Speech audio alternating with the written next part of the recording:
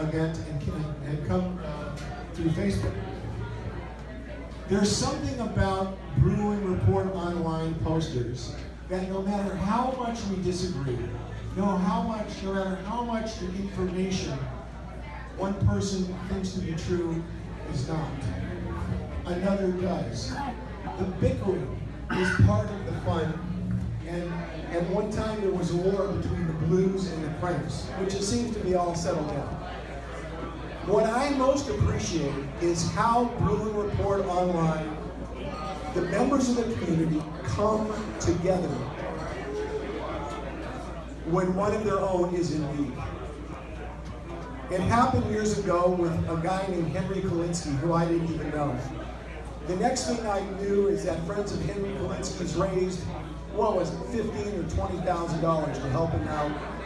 People that didn't know Henry were donating, and many generously. What happened with Brandon is that his daughter has come down with a terminal illness, and it's knocked he and his family for a loop. I'm very happy to say that over a period of time, using Caring Bridge and GoFundMe, Brewing Report Online is responsible for more than $300,000. $300,000! More than $300,000 for Avery, Brandon's daughter. And we all know from being on the board what kind of special person, well, many of us know him in person and know how special he is and what his contributions to Brewing Report Online are on a regular basis, and now as the National Director of Scouting for Scout.com. I'm going to read something to you that I did not write. One of the moderators on the board, his name is Paul Feinberg, is an accomplished writer, and he also writes for one of the UCLA magazines, and he was a good friend of Brandon's. And he asked me to read this to you on behalf of his thoughts, because he could not be here tonight. You guys know him as Samo. People will know him as Samo Red, Santa Monica Red, because he has red hair. Quiet. Can you please have it quiet? Quiet This down. is to honor Brandon. Quiet down. I was asked to write a few words about Brandon Huffman and why, if there ever was a Bro Hall of Fame, Brandon would be the first to be inducted. It's hard for me to remember exactly when Brandon and I first met. He'll probably remember, but his memory is much better than mine. I presume it was through Bro, but I can't recall the details. People need to understand that Bro was much different in the old days in many ways. When Tracy Pearson first started the site, along with Greg Hicks, it was a much smaller community. The whole notion of website was devoted, a website devoted to UCLA sports was new. Tracy didn't have credentials to the events then, and didn't have nearly the access that he has now. As a result, being a bro was much more intimate. To a certain extent, everyone sort of knew everyone else. There weren't that many members to know. And most afternoons we had a chat just to have a chat, and we talked about everything UCLA and everything else, and give each other a hard time and all the rest. Brandon, myself, meaning Paul, Dirth, we were all part of that original group. It was around that time that Brandon started the Bro Tailgate. He started being the first person to get to Lot H for every game, and he'd snag the first parking spot near the brick bathrooms. He and Scotty, he'd get that spot because he would run extension cords to the electrical outlets and power his satellite dish and TV. And a bunch of us would arrive throughout the day and set up near his car, and others would drop by from their tailgates. Remember, Brandon wasn't a writer for the site then, or a moderator or anything. He was just one of the bros, but his tailgate became the living social center for the group. You could ask him about it, but he once took a picture of my kids and he emailed it to me with the subject line, "The future of UCLA football," because they were playing with a ball. There were 6 and 10 in that picture. There were like 6 and 10 in that picture. They're 19 and 24 now. My wife still has that picture framed at her desk at work. Brandon was also on the infamous Alabama trip. Lots of us were on that trip, and it was the bro connection that made it happen. The Bama trip is to me one of the seminal moments in bro history. We all met at a bar the night before the game.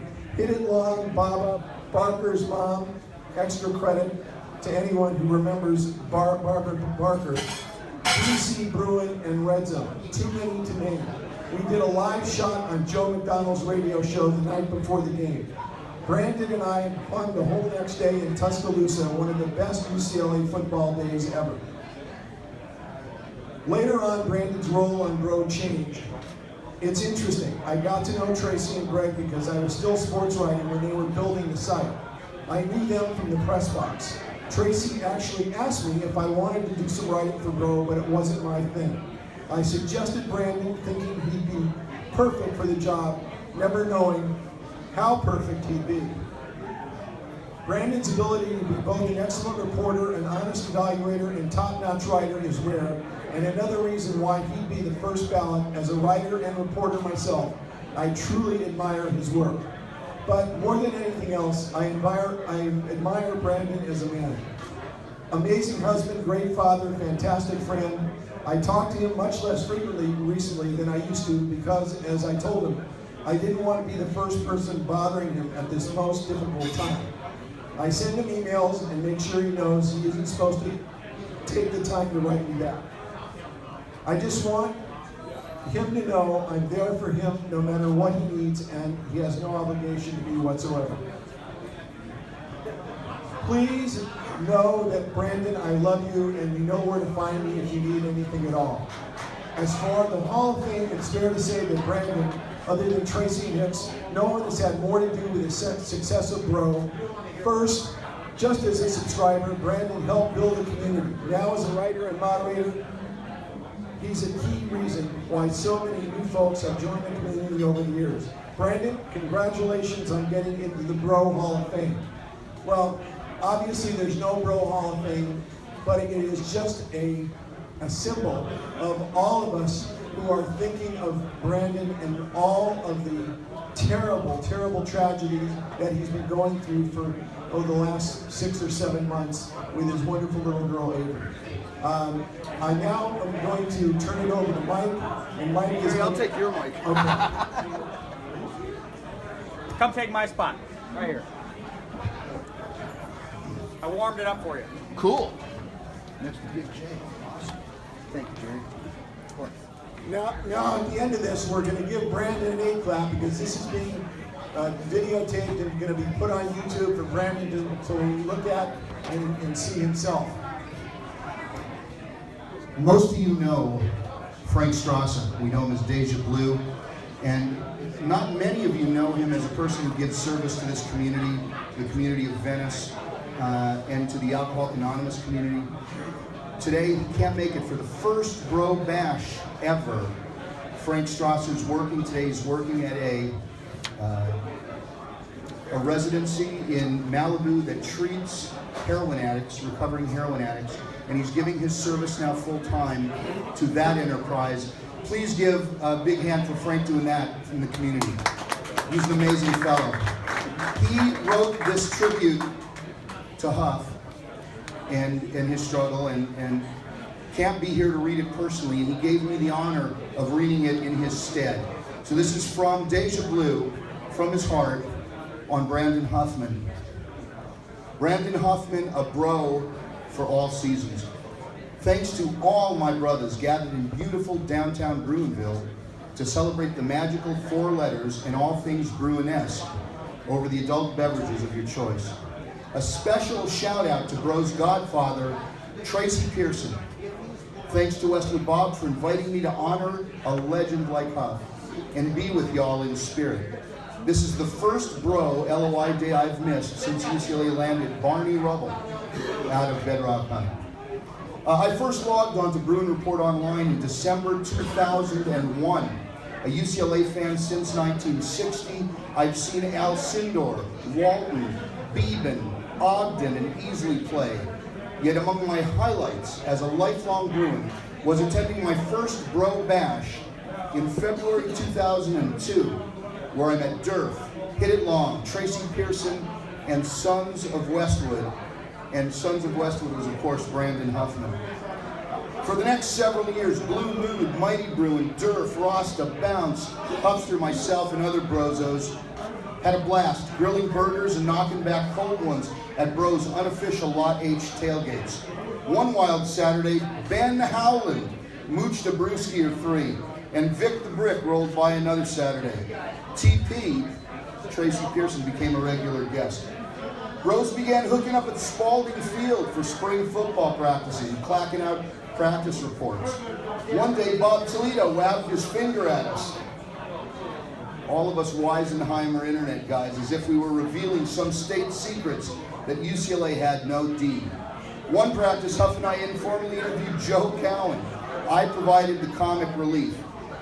Huff actually knew his stuff. Tracy Pearson knows a 5-star when he sees one, so naturally, Huff then landed a gig on Bro. Today, Huff's a recruiting superstar, dealing encyclopedic takes with the polished staccato delivery of an auctioneer.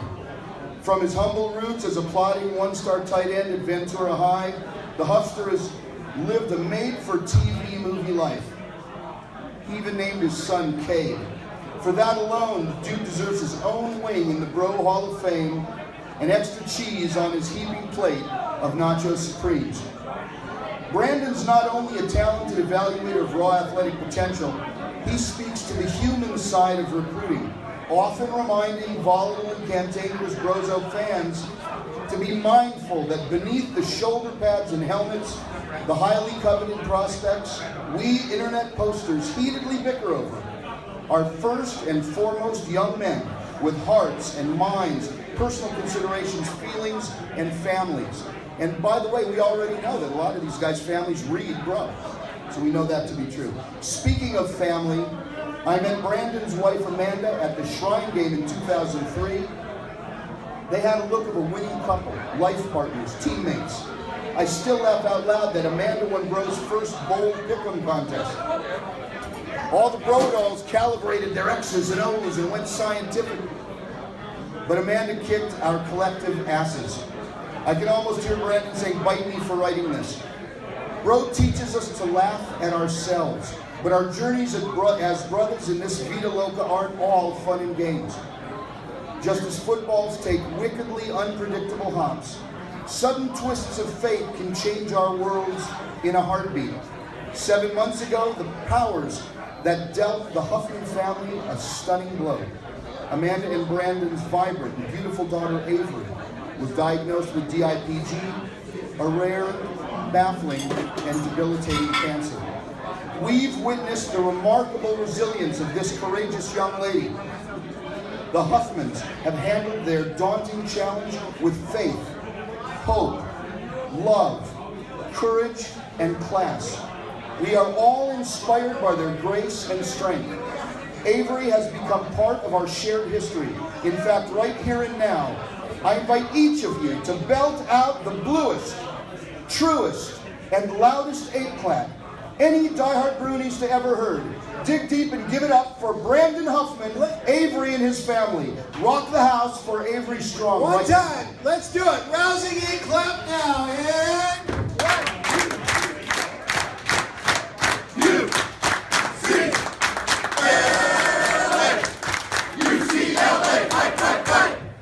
Well, thank you, Bruins. Thank you,